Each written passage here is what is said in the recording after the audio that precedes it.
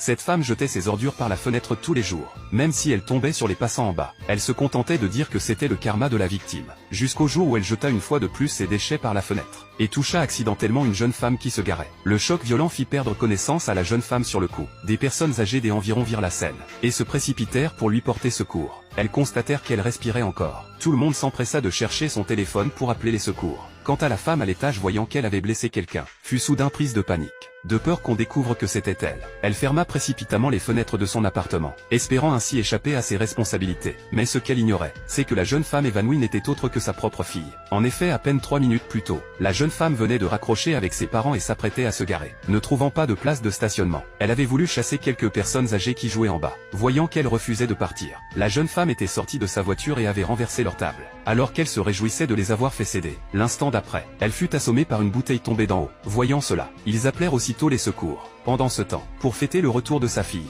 l'homme conduisait joyeusement sur la route. Mais à ce moment-là, le son d'une ambulance retentit derrière lui. Agacé par la sirène, il décida aussitôt de bloquer l'ambulance. Non seulement il ralentit volontairement, mais quand l'ambulance essaya de changer de voie, il accéléra exprès pour la devancer, simplement parce qu'il estimait que la personne à secourir n'était pas lui. Donc il n'avait pas à céder le passage. Pendant ce temps, à l'intérieur de l'ambulance, l'infirmière annonça au médecin avec inquiétude que la jeune femme blessée était dans un état critique.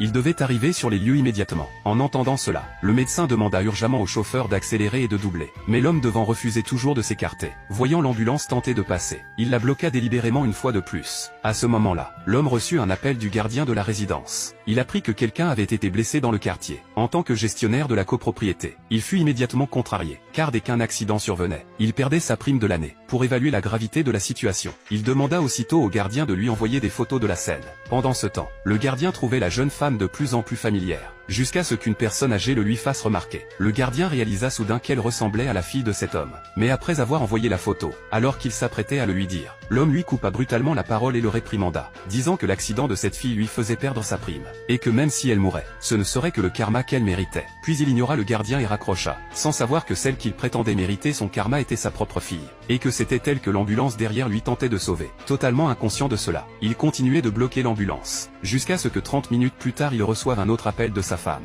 et apprenne qu'elle avait tué quelqu'un en jetant quelque chose par la fenêtre. C'est alors seulement qu'il commença à paniquer. Pour rentrer en vitesse et détruire les preuves de vidéosurveillance, il accéléra enfin et partit, plus aucun véhicule ne faisant obstacle. L'ambulance arriva rapidement à la résidence. Mais alors que le chauffeur s'apprêtait à entrer, il vit une voiture bloquant la voie d'urgence. Et le propriétaire de cette voiture n'était autre que l'homme. Voyant qu'il n'y avait personne à l'intérieur, pensant à la jeune femme qui attendait toujours les secours, le médecin ordonna immédiatement au chauffeur de pousser la voiture. Mais à ce moment-là, l'homme sortit de la salle de surveillance. Voyant quelqu'un sur le point de percuter sa voiture, il se